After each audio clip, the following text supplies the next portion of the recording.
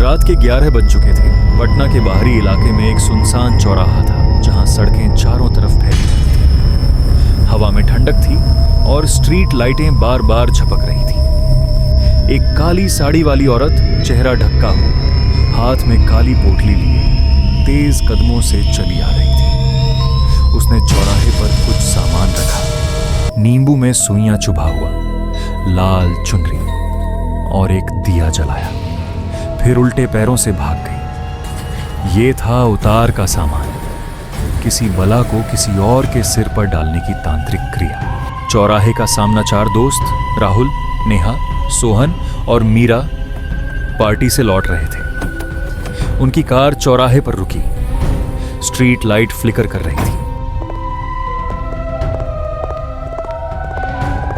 तभी राहुल बोलता है, अरे यार, ये चौराहा कितना डरावना लग रहा है, लाइट्स भी ठीक से जल रही नहीं। तभी नेहा बोलती है, राहुल ध्यान से चलो, ये चौराहा तो मशहूर है भूत प्रेतों के लिए, उतारा मत छूना। अरे नेहा, तू फिर अपनी बकवास शुरू कर दी। उतारा वतारा कुछ नहीं होता, चल। मीरा ने पैर बढ़ाया और उसका जूता उतारे हुए नींबू पर पड़ गया। दिया बुझ गया, अंधेरा छा गया। कुछ हुआ नहीं ना? देखा, सब बकवास है, चलो अब। तभी नेहा बोलती है, क्या किया? माफी मांग ले, ये गंभीर बात है। जिस बला के लिए रखा है वो तेरे पीछे आ जाएगी। राहुल ने कहा, चल यार, इन लड़कियों को मत सुनो, घर चलाते हैं। वो चले गए, लेकिन नेहा पीछे मुड़कर देखती रही। चौराहे पर हवा में सिसकारियां गूंज रही थी। घर की अजीब रात। मीरा घर पहुंची, कमरा अंधेरा, वो बिस्तर पर लेटी। अचानक फुसफुसाहट सुनाई दी, जैसे कोई रो रहा हो। मीरा आंखें खोलकर, क्या था वो? हवा होगी, सो जाती हूँ। फिर आवाज तेज हुई। मीरा ने देखा पर्दे के पीछे कोई है। फिर अचानक मीरा के अंदर चुड़ैल आ जाती है, जिसका चेहरा जला हुआ, आंखें खाली। मीरा पगलों की तरह करने लगी। इसकी आवाज सुनकर मीरा के मम्मी पापा आए। मम्मी, बेटा क्या हुआ? सपना देखा? मीरा हांफते हुए, कुछ नहीं, जाओ ना। वो चुप हो गई। आईने में देखा उसकी गर्दन खुद ब खुद मुड़ी और भयानक मुस्कान फैली। उसने मेकअप बॉक्स खोला, चेहरा काला कर लिया, जोर से हंसी और गिर पड़ी। सुबह का संकट सुबह मम्मी कमरे में आई। मीरा जमीन पर पड़ी, चेहरा डरावना। मम्मी चिल्लाकर, प्रिया उठ, ये क्या किया तूने? पापा पानी छिड़कते, बोल बेटा कल रात क्या हुआ? पार्टी में कुछ? मीरा कुछ मम्मी नहीं। ने खाना लाया। मीरा झपट पड़ी, आधा बिखेर दिया, फिर कॉकरोच उठाकर खा लिया। पापा डरते हुए, ये क्या पागलपन है? अस्पताल चलो। मम्मी, डॉक्टर नहीं, तांत्रिक बुलाओ, ये भूत है। अस्पताल का रहस्य अस्पताल में मीरा एडमिट, पास वाली बेड पर लड़की मर गई। डॉक्टर सॉरी, आपकी बेटी को बच ना सके। मीरा अचानक उठी, हंसते हुए बोली, पास वाली लड़की की आवाज में।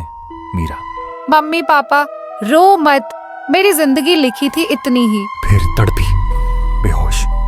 पापा ये कैसे जान गई? वो तो बेहोश थी। मम्मी देखा, तांत्रिक लाओ।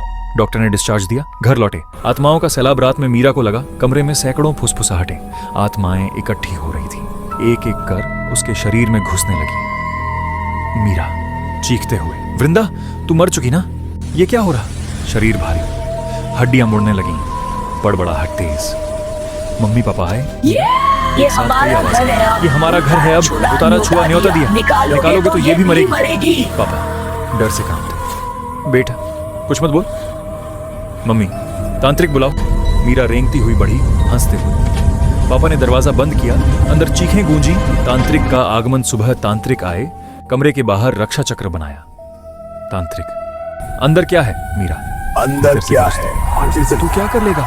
ये हमारी होगा। तांत्रिक ने अग्निकुंड जलाया, ध्यान लगाया। दिखा मीरा के शरीर में सैकड़ों आत्माएं। तांत्रिक, माता पिता से। ये उतारे की मुख्य आत्मा ने द्वार खोल दिया। भटकती आत्माएं घुस रही हैं। 51 अघोरियों का महायज्ञ चाहिए, तब तक रक्षा रेखा रहेगी। पापा श्मशान गए, अघोरियों से मिले। अघोरी बाबा कल प्रातः काले आते हैं। महायज्ञ का क्लाइमैक्स ब्रह्म मुहूर्त। घर में 51 अघोरी यज्ञरत, मंत्र गूंजे। मीरा को घसीट कर लाए। मीरा चीखते, ना, बाहर मत निकालो। मंत्रों से एक एक आत्मा निकली, चीखें, काले धुएं। 5 घंटे चले, आखिरी आत्मा निकली। मीरा गिर पड़ी। अघोरी बाबा, शुद्ध हो गई, रक्षा सूत्र बांधो। कभी चौराहे का सामान मत छूना। मीरा बच गई, लेकिन चौराहा आज भी इंतजार करता है अगले शिकार का।